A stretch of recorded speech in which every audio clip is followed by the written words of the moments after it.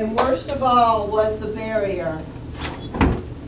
They no longer had communion with God. They had children.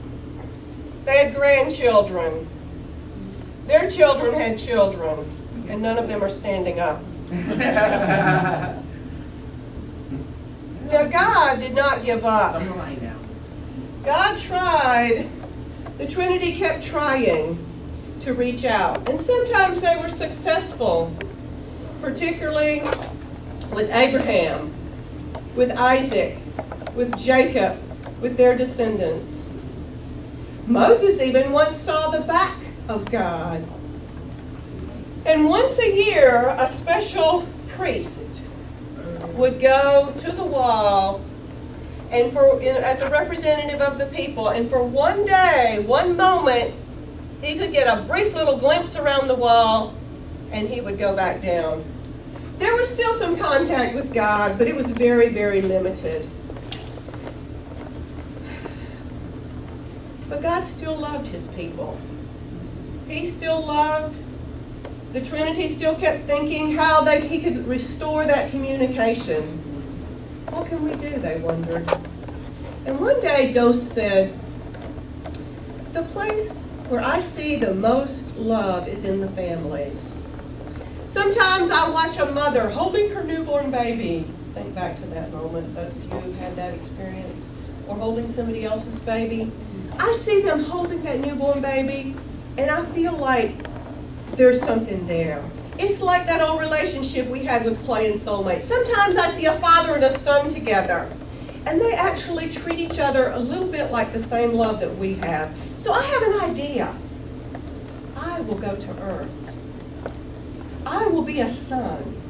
I will be a baby, and I will teach them about us. Uno, I will call you my father. They will understand that. They understand father-son love.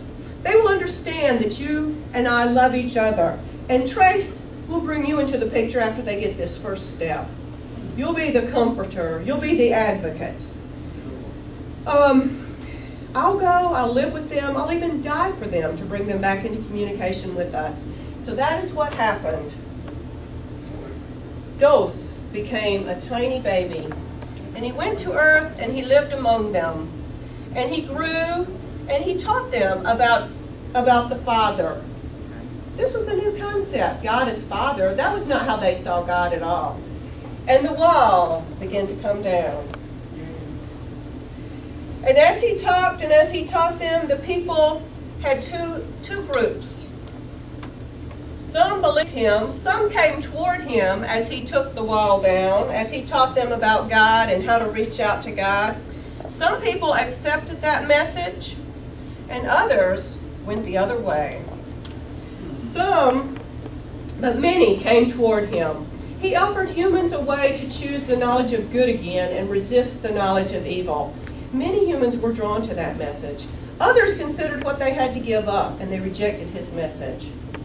And the wall kept coming down, but at the same time, they were coming for Jesus, and he knew it. And as he saw that they were coming for him, he gathered his disciples around him, and he said, "It's almost over, but I have a prayer for you." And he went back to the prayer. Let's look. Try to visualize this scene. Jesus is with his most faithful followers, certainly the 12 leaders who later came to be his apostles. He may have also had some of the women with him, a larger group of believers who had traveled throughout Galilee. It was the last night, it was Thursday night before his crucifixion. And he's praying this prayer. And he's saying to them, now let's look briefly at a few of the core pieces of this prayer. What is he asking for? Think about it in light of that story that I told you. That he's saying, look at some key points here. Verse 3.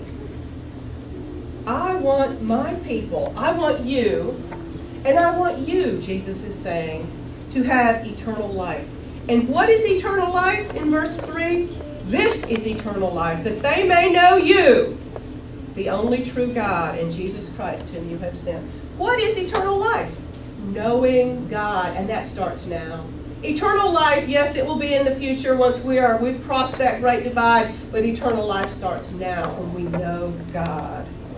Okay, he also prays that, verse 9, he says, I'm not praying for the world, but for those you have given me. I'm praying for these people who have responded. Whatever size you are, whatever color your hair is, whatever color your skin is, I'm praying for the people who have responded to me. You gave them to me. They are yours, and now you've given them to me, and they are all one.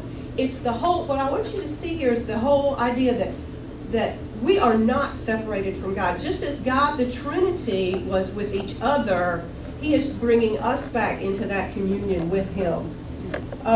Verse 11, protect them so that they stay in oneness with us and with each other. Verse 13, have the full measure of my joy within them. Jesus prays that we will have the full measure of his joy, the joy that he had in the beginning, in the get-go, that we will have that too. 15, protect them. Don't take them out of the world, but protect them from the evil one. In verse 20, he's saying basically, as uno is in dos and dos is in uno, let it be for that way for them too. Just as God, just as you are in me and I am in you, let them be in us and in each other. Unity, that is so much outside of what we experience on a regular basis that we really probably can't imagine it. And Jesus then went on to die and come back to life. But he, in doing so, broke the whole barrier. It was gone. Yeah. He broke the barrier through his death, his resurrection, and back to heaven. The bricks between us are gone. Think about what he said to Mary in the garden that morning after the resurrection. Remember when she had come there crying and she was the only one? He said to her, I'm going to my Father and your Father, to my God and your God. Up to that point, his disciples really hadn't realized this was not a political kingdom.